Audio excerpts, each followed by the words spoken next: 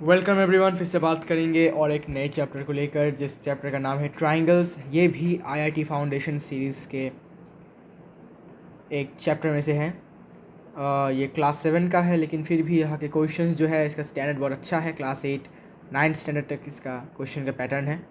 ठीक है, तो क्वेश्चन नंबर 1 से मैंने स्टार्ट किया है। तो क्वेश्चन नंबर 1 में क्वेश्चन पूछा गया है कि एक ट्राइंगल है बड़ा सा, ठीक है, और इसके अंदर और एक छोटा सा ट्राइंगल बन गया है, और ये जो एंगल है एंगल बी, ये बाइसेक्ट हुआ है, और एंगल सी भी बाइसेक्ट हुआ है। मतलब क्या है, 2 इक्वल पार्ट्स में डिवाइड हुआ है।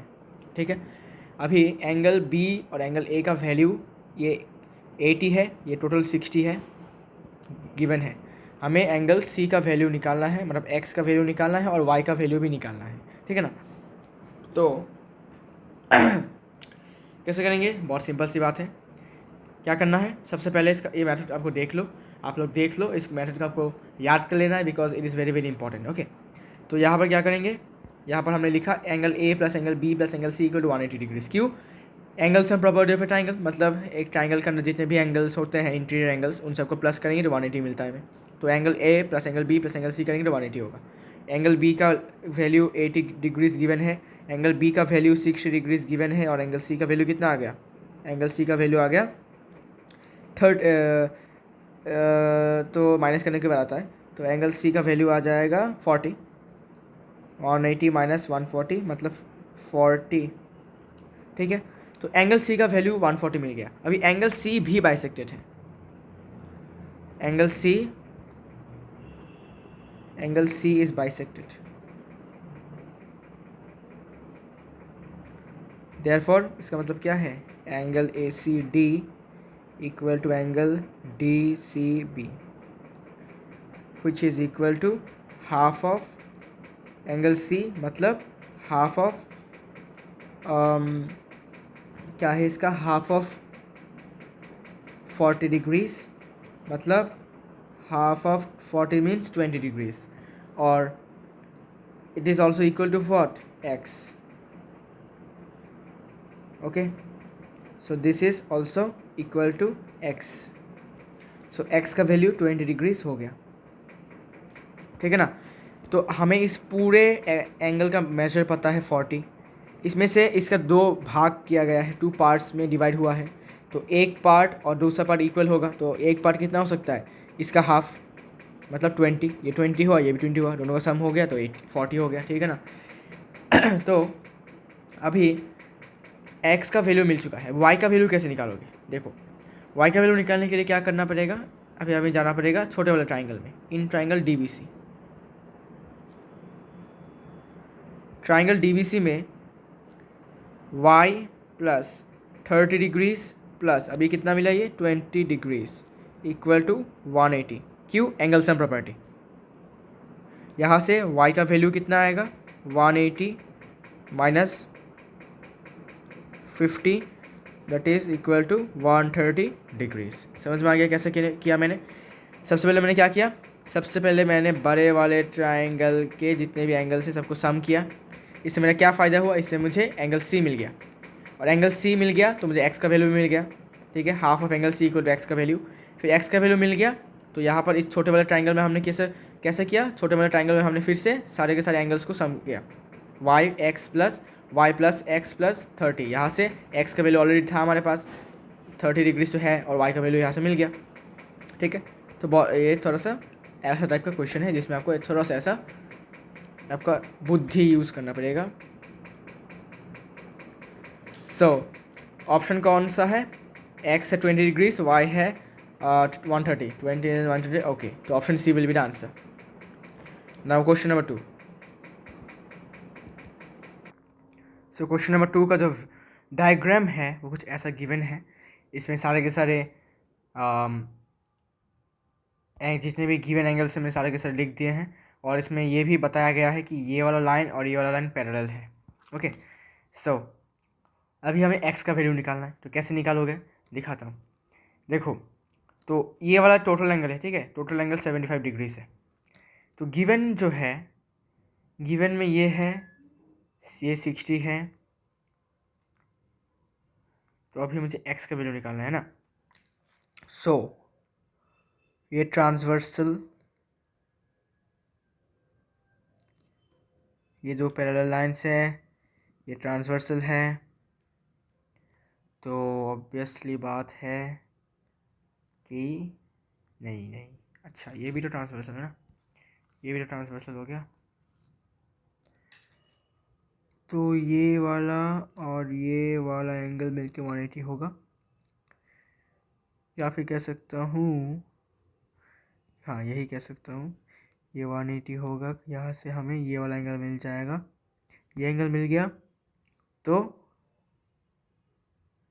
अरे हाँ,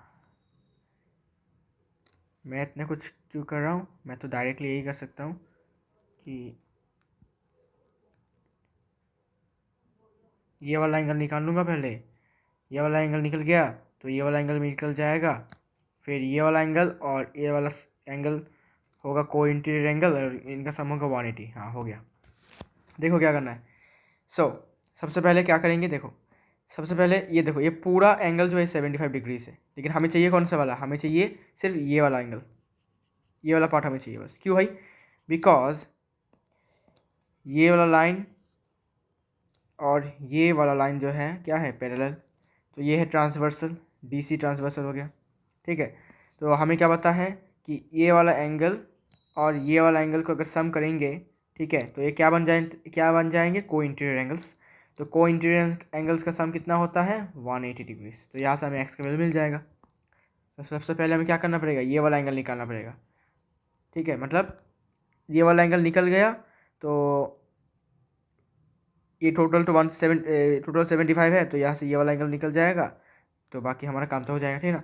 तो ये ट्राइंगल है, इस वाले ट्राइंगल डायरेक्ट करता हूँ, ठीक है। ये वाला जो एंगल है, ये वाला जो एंगल है, ये कितना होगा, 180 माइनस 110 प्लस 30 डिग्रीज।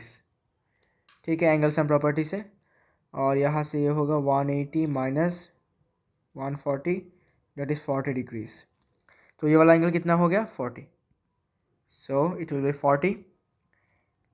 तो ये वाला एंगल 40 हो गया, तो बाकी का कितना होगा, बाकी का होगा 75 से 40 माइनस कर दो, 75 से 40 माइनस कर दिया तो 35 रह गया, समझे। तो मैंने क्या किया, पहले ये वाला एंगल निकाला, ये वाला एंगल निकालने से क्या हुआ फ़ायदा कि हम ये वाला एंगल निकाल लिया 40, तो ये वाला एंगल भी हमें मिल गया। कितना होगा, टोटल है, देखो टोटल जो है वो 75 है, टोटल में से हमने क्या निकाल लिया, टोटल में से हमने ये वाला निकाल लिया, तो ऑब्वियसली ये वाला पार्ट कितना होगा, ये वाला पार्ट होगा 70, टोटल में से 40 को माइनस कर दो तो 35, ठीक है ना। तो ये 35 हो गया। तो अभी since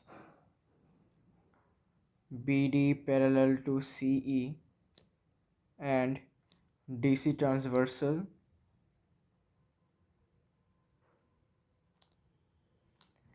therefore 75 degrees plus 60 degree plus x equal to 180 degrees को इंटीरियर एंगल्स, समझे। अभी मैंने 60 प्लस एक्स क्यों लिखा, बिकॉज हमें चाहिए ये वाला एंगल, ये वाला टोटल वाला एंगल। तो ये वाला एंगल में क्या क्या आ रहे हैं, 60 डिग्री प्लस एक्स डिग्री, ठीक है ना। सो इट इम्प्लाइसेस एक्स का वैल्यू होगा 180 से 75 प्लस 60 कितना होता है, तो ये होता है 135, 135 डिग्रीज मीन्स यहाँ पे 5 और ये 7 तो 45। तो एक्स का वैल्यू आता है 45, एक्स का वैल्यू आता है 45। लेकिन द क्वेश्चन इज कि क्या ये आंसर ठीक है।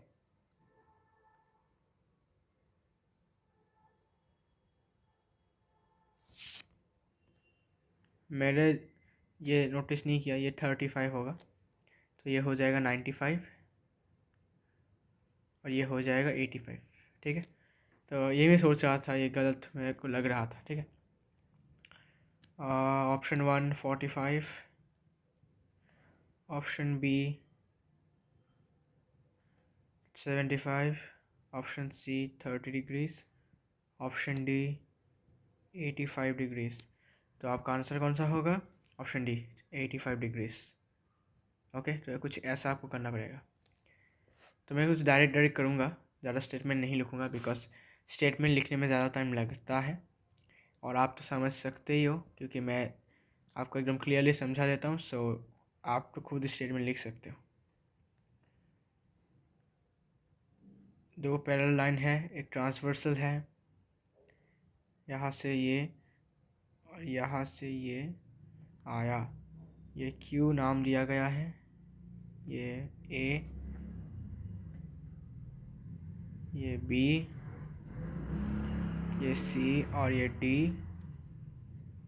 ये एफ, ये ई, ये 80 डिग्रीज और एम, और कुछ बाकी है नहीं, ये एन है। क्वेश्चन नंबर 3 में गिवन है कि ए बी के साथ सी डी पैरेलल है और E F intersects them and M and the bisectors of angle M and N. अच्छा, तो दोनों ही एंगल्स बाइसेक्ट हो चुके हैं, मतलब ये वाला एंगल ए वाला एंगल इक्वल हो गया, ये वाला एंगल और ये वाला एंगल इक्वल हो गया क्योंकि बाइसेक्ट हुआ है। If angle A M E, अगर ये वाला एंगल 80 डिग्रीज है तो हमें क्या फाइंड करने के लिए बोला गया है? एंगल एम क्यू एन, हमें ये फाइंड करने के लिए बोला गया है। ओके, सो नाउ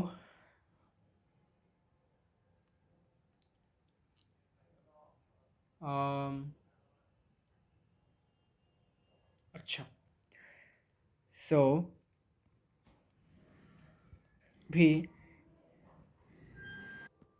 ये वाला और ये वाला लाइन क्या है? इंटरसेक्टिंग लाइन है। तो ये वाला एंगल 80 है, तो ये टोटल वाला एंगल कितना होगा? ये भी 80 होगा, वर्टिकली ऑपोजिट, ठीक है ना। So angle A M E will be equal to angle B M N which is equal to 80 degrees, reason vertically opposite angles. और फिर कहा गया है कि ये वाला एंगल बाइसेक्ट हुआ है, ठीक है। इसका मतलब क्या होगा कि ये वाला एंगल और ये वाला एंगल क्या होगा? हाफ ऑफ 80 मतलब 40 होगा। Now since angle B M N is bisected,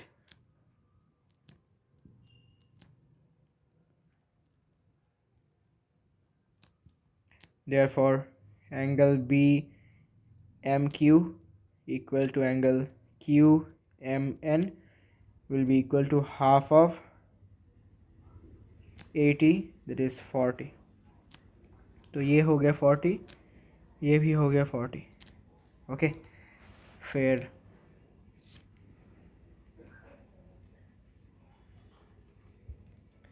अभी देखो, ये दोनों लाइन पैरेलल है, ये ट्रांसवर्सल है, इसमें ये वाला एंगल टोटल एंगल कितना है? 80 मिला अभी हमें, और ये वाला टोटल एंगल कितना होगा? फिर 180 से 80 माइनस कर दो, क्यों?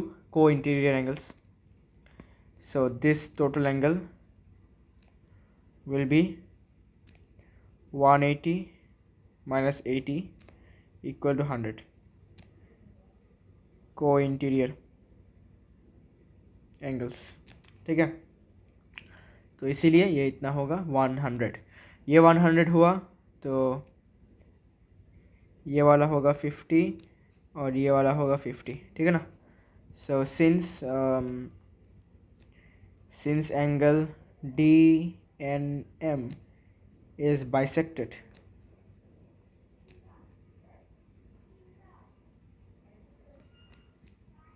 therefore angle DNQ equal to angle QNM equal to half of 100 degrees means 50, ठीक है। अभी इस ट्राइंगल में QNM ट्राइंगल में ये वाला एंगल 40 है, ये वाला एंगल 50 है, तो ये वाला एंगल निकल जाएगा कैसे? एंगल सम प्रॉपर्टी से। तो ये वाला एंगल कितना होगा? 180 से माइनस कर दो 40 प्लस 50, मतलब माइनस में हो जाएगा चेंज, तो इससे से माइनस करो 90 को, मतलब 90। Okay, so it will be 90 degrees.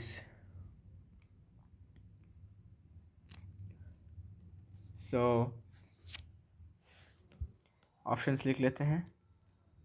60 degrees, 70 degrees, 80 degrees, 90 degrees. Okay, option will be D, 90 degrees. So question number 3 is D, option number D, 90 degrees. Now question number 4.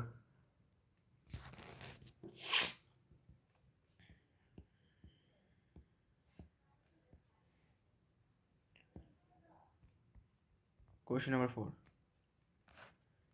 ये डायग्राम जो है कुछ ऐसा है।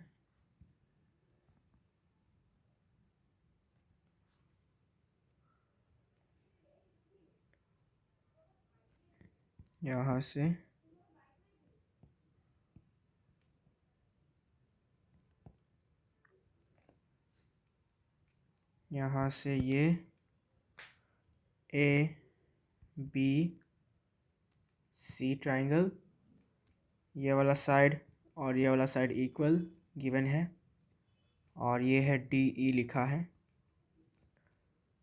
और ये 64 डिग्रीज, ये ए डिग्रीज, ये 17 डिग्रीज, ये 25 डिग्रीज,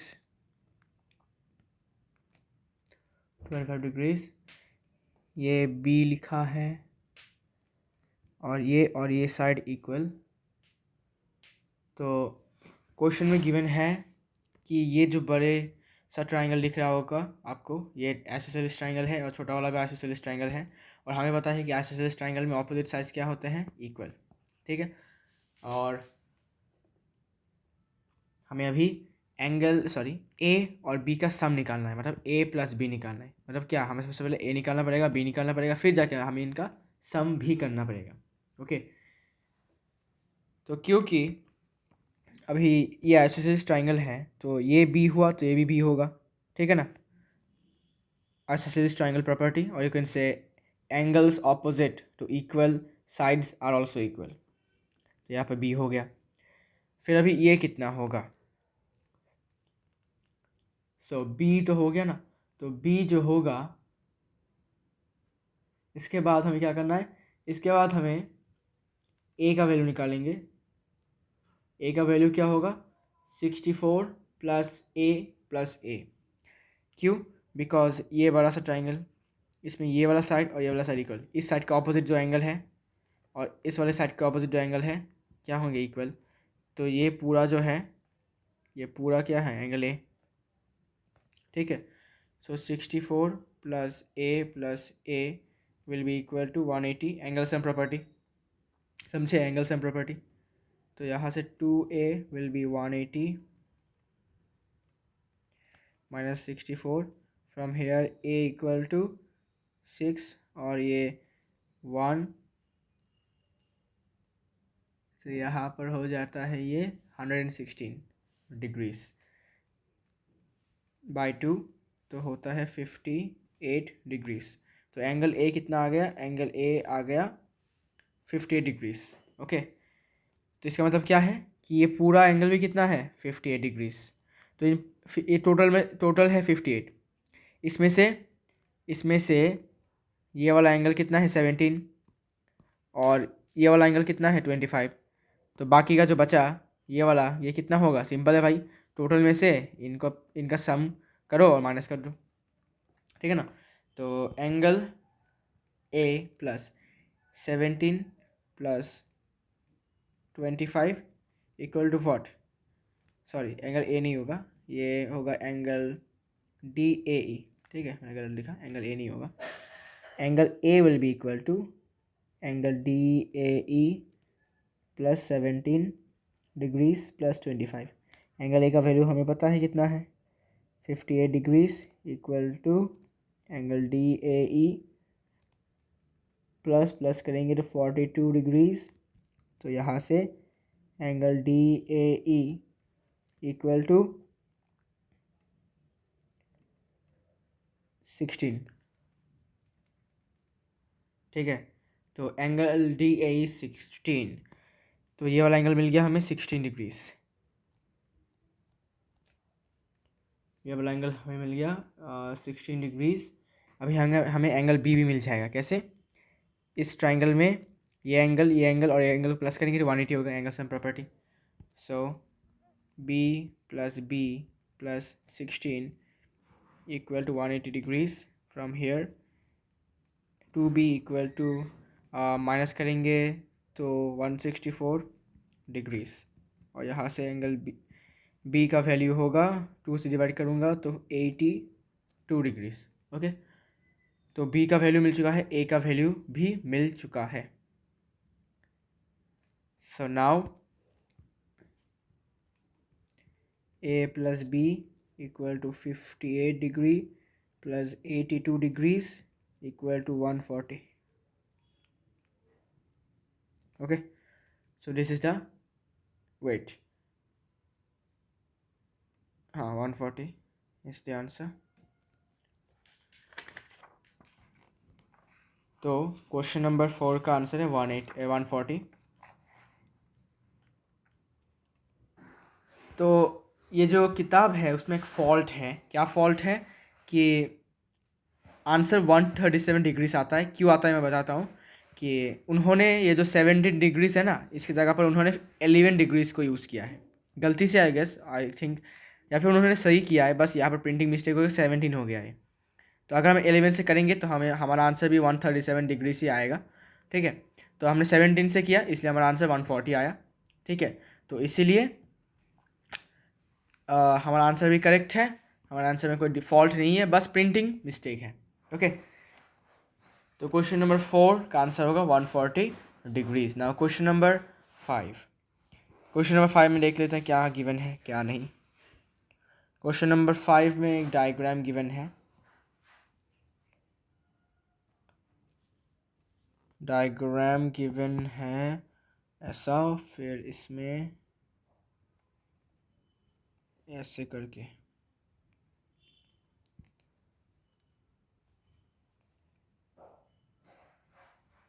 लाइक दिस।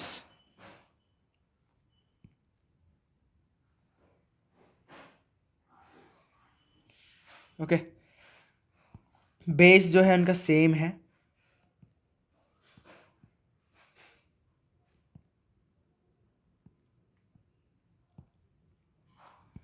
और ये डी है, ये ए है, ये बी है, ये सी है, ये ई है, ये एफ है, ये जी है, और तो कुछ नहीं दिख रहा। ओके, सो इसको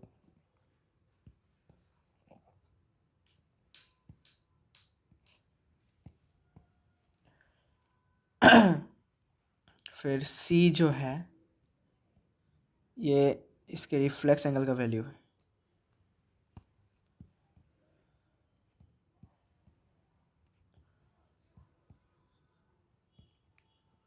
यहाँ से यहाँ तक रिफ्लेक्स एंगल का वैल्यू है कितना? 334 डिग्रीज गिवन। ये गिवन है 112 डिग्रीज। ये 50 गिवन है, और ये ए गिवन है, और ये बी गिवन है, ये 65 गिवन है, और कुछ गिवन है क्या? और तो कुछ गिवन नहीं है आई गेस। 112 दिस इज, हाँ ठीक है, इतना ही है। We have to find now A minus B find करने के लिए बोला। ठीक है, so first of all B का वैल्यू कितना होगा, बी का वैल्यू कितना हो सकता है। तो सबसे पहले यहाँ पर इसका वैल्यू निकाल लेते हैं। देखो, ये वाला रिफ्लेक्स इतना एंगल का वैल्यू है 334, तो ये वाला एंगल का वैल्यू कितना होगा? 360 से इसको माइनस कर दो, ठीक है ना। तो इसका वैल्यू होगा 360 डिग्रीज माइनस 334 डिग्रीज।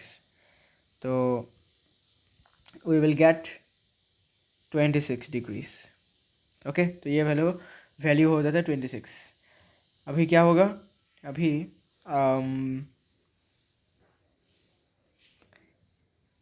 क्योंकि अभी एक स्ट्रेट लाइन है तो ये वाला एंगल कितना होगा, 180 minus 112 linear pair, minus 112 minus करने के बाद 68 लीनियर पेयर, और ये है sum of angles around a point. ठीक है, फिर ये 68 आ चुका है, ये 68 है, तो और क्या हो सकता है, अच्छा बी, ये भी बी होगा, ठीक है ना, और ये बी हो गया, तो इस वाले ट्राइंगल में, इस वाले ट्राइंगल में ये 65, ये 50, ये बी, तो यहाँ से हमें बी का वैल्यू मिल जाएगा एंगल सम प्रॉपर्टी से 180 माइनस 65 प्लस 50 करने से 115, so which will be equal to 65। तो बी 65 है, अभी बी 65 है, तो बी का वैल्यू मिल चुका है 65, और ए का वैल्यू कितना होगा, तो ए का वैल्यू होगा उससे पहले ये 112 होगा, तो ये तो ए हो जाएगा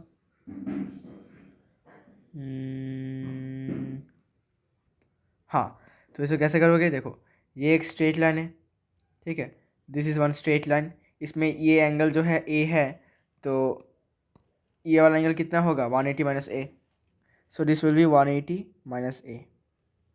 अभी ये देखो ये दोनों इंटरसेक्टिंग लाइन्स है, ठीक है, इसमें ये वाला एंगल 180 माइनस ए, तो ये वाला एंगल भी 180 माइनस ए होगा, so this angle will be 180 minus A. Wait, okay, so now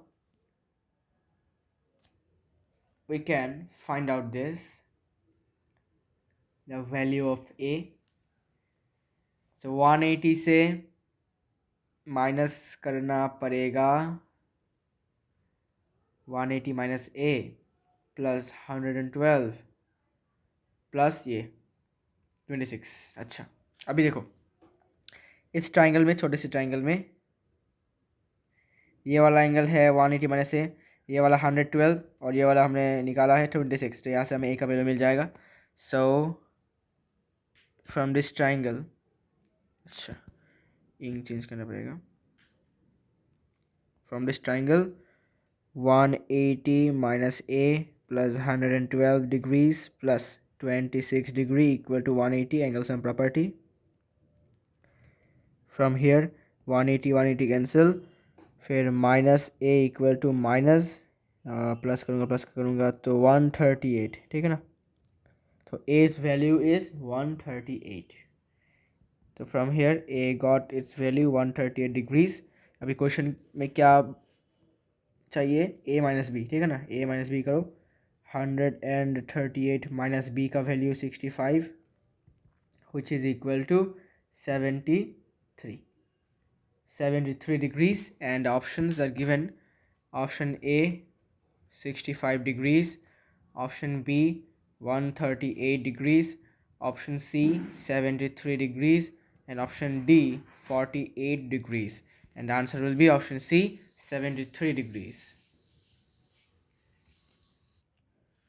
So question number 6 में कहा गया है कि एक ट्राइंगल है ABC जिसमें DEF जो है वो साइड BC, CA और AB वाले साइड्स के मिड पॉइंट्स है, जैसे आप देख सकते हो डायग्राम में मैंने ड्रॉ करके रखा है, और AD और BE अगर इंटरसेक्ट करते हैं G पॉइंट पे, ठीक है, तब आपको बताना है कि जो AG और BG और CG का सम होगा वो कितना होगा। देखो हमें क्या पता है, हमें ये पता है कि ये तीनों के तीनों पॉइंट्स DEF मिड पॉइंट्स हैं, और AD क्या है, AD ऑब्वियसली क्या होगा, मीडियन होगा।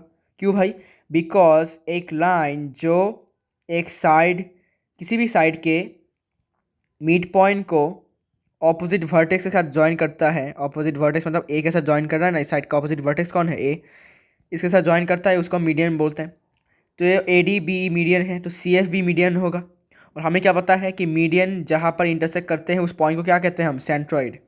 ठीक है, so A D B E C F are medians and G point is the centroid, means the intersecting point of the three medians. और हमें पता क्या है कि जो सेंट्रॉइड होता है ना, ये जो सेंट्रॉइड है ये हर एक मीडियन को एक रेशियो में कट करता है, डिवाइड करता है। ठीक है, कौन डिवाइड का रेशियो कितना है, 2:1। 2:1 मतलब क्या है, 2:1 मतलब ए जी जो है, ए जी का लेंथ 2 है और जी डी का लेंथ 1 है। ठीक है, तो यहाँ पर you can see A G is to G D 2:1, B G is to G E 2:1, C G is to G F 2:1। ठीक है, अभी मुझे बताओ कि अगर ए जी 2 है, जी डी 1 है, तो ए डी का वैल्यू कितना हो गया टोटल का, तो आप बोलोगे 2+1 मतलब क्या, 3।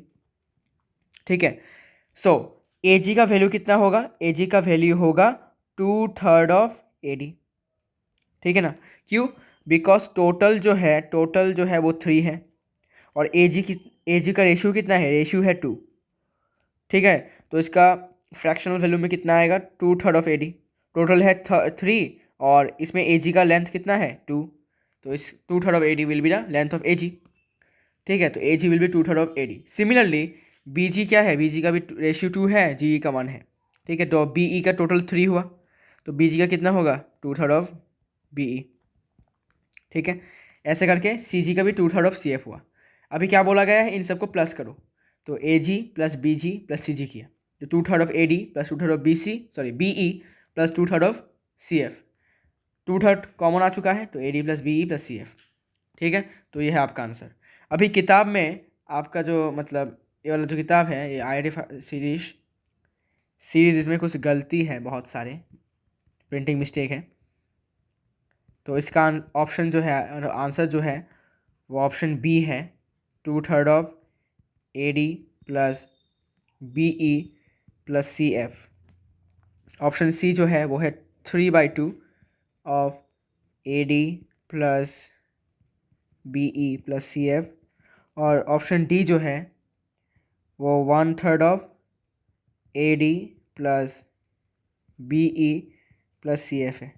ठीक है, और इनफैक्ट मतलब मैंने गूगल में भी सर्च किया है फॉर कन्फर्मेशन, तो मैंने देखा कि उसमें भी गलती दिखा रहा है, उसमें भी 1/3 दिखा रहा है।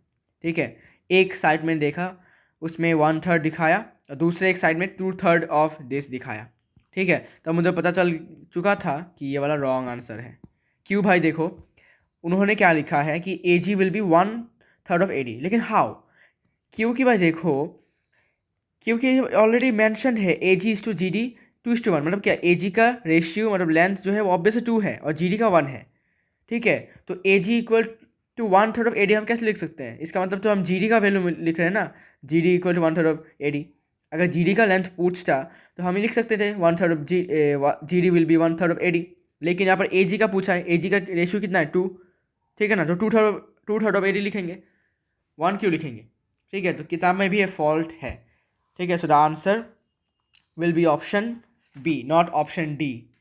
ओके, क्वेश्चन नंबर 6 का ऑप्शन डी लिखा है लेकिन ऑप्शन बी होगा। ठीक है, so this is the end of this video. See you all in the next video with the continuation of this question bank.